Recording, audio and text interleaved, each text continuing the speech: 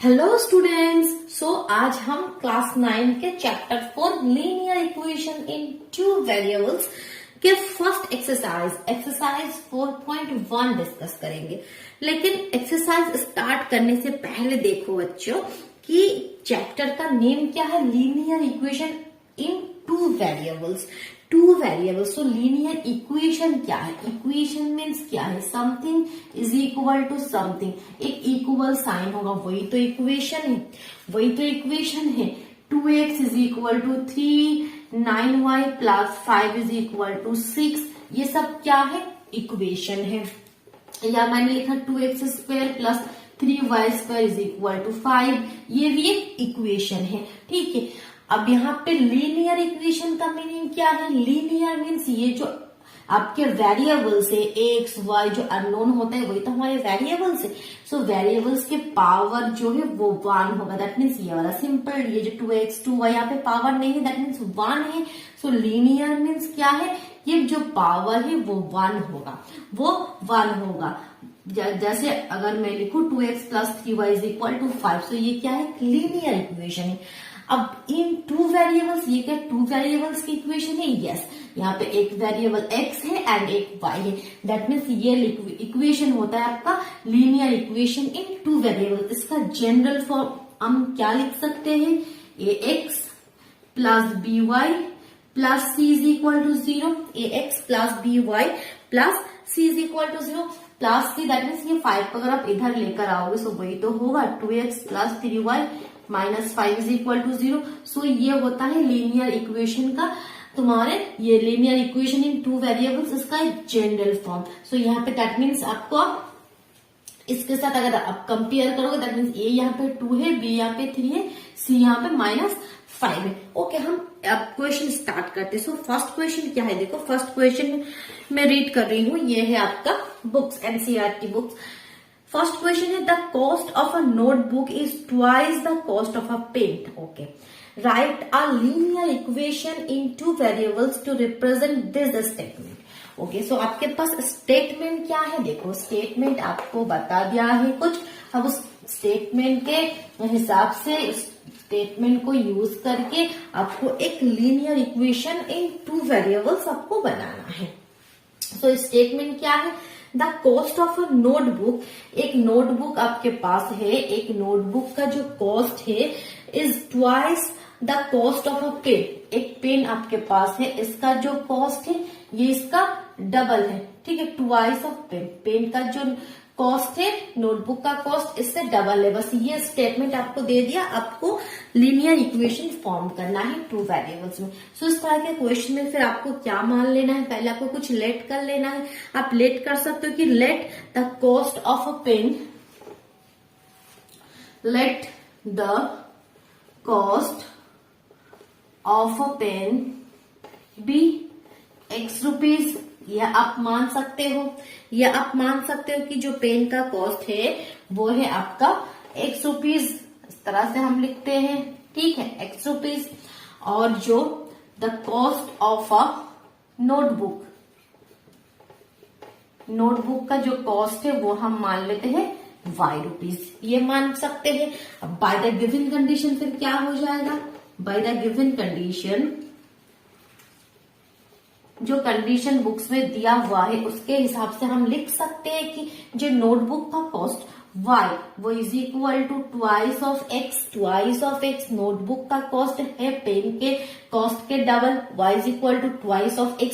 सो इससे linear equation बन गया, इस तरह से बन गया। फिर y, ये 2x को आप इधर लेकर आओगे तो minus 2x is equal to 0। अब हमारे लीनियर इक्वेशन का फॉर्म क्या होता है? ax plus by plus c is equal to 0। तो इसको प्रॉपर तरीके से अगर लिखोगे तो क्या होगा आपका? सो अब माइनस 2x पहले लिखो, फिर प्लस y लिखो, इज इक्वल टू 0 लिखो। सो ये हो गया, यहाँ पे c का वैल्यू 0 है। अब अगर आप फर्स्ट में माइनस नहीं लिखना चाहते हो, माइनस से पूरी इक्वेशन को मल्टीप्लाई कर दो। So 2x minus y is equal to 0, ये हो गया आपका answer. Okay, so next question क्या कह रहे हैं, देखो express the following linear equation is of the form. अच्छा, जितने भी इक्वेशंस है यहाँ पे उसको x plus b y plus c is equal to 0, that means इस फॉर्म में आपको लिखना है और ए बी सी का वैल्यू आपको बताना है। ओके, इजी क्वेश्चन है, ठीक है। सो फर्स्ट क्वेश्चन देखो क्या है आपके पास, जो आपके एक्सरसाइज 4.1 का सेकंड क्वेश्चन है, सेकंड के फर्स्ट क्वेश्चन है। आपके पास है 2x plus 3y is equal to 9.35 बार है। सो इसको तो अगर आप लिखना चाहते हो ax तो है, by तो है, जस्ट इसको यहाँ पे लेकर आ जाओ, इस साइड पे लेकर आ जाओगे तो बस साइन में चेंज हो जाए और कुछ नहीं। सो ये बन गया ax प्लस by प्लस सी के फॉर्म में। अब एबीसी का वैल्यू भी आपको बताना है। So A is equal to 2, B is equal to 3 और सी इज इक्वल टू -9.3 का बार। ये हो गया ना, बस इतना ही करना है और कुछ नहीं, ठीक है। सो और एक देखो, अब वीडियो को पॉज करके ये कंप्लीट कर सकते हो, ओके। या कंप्लीट करने की जरूरत नहीं, बस कंसेप्ट ले लो, करोगे तो आप खुद भी कर लोगे, बस कंसेप्ट क्लियर कर लो। x minus y upon 5 is -10 is equal to 0, ये सेकंड क्वेश्चन है। सो इसको आपको किस फॉर्म में लिखना है, ax plus by plus c के फॉर्म में लिखना है नीचे, ठीक है। अब देखो यहाँ पे ये तो इसी फॉर्म में है, अब बस यहाँ पे लिख सकते हो कि a is equal to 1, b is equal to -1 upon 5, b is equal to minus, देखो नीचे 5 है, सो 1/5 और c इज इक्वल टू -10।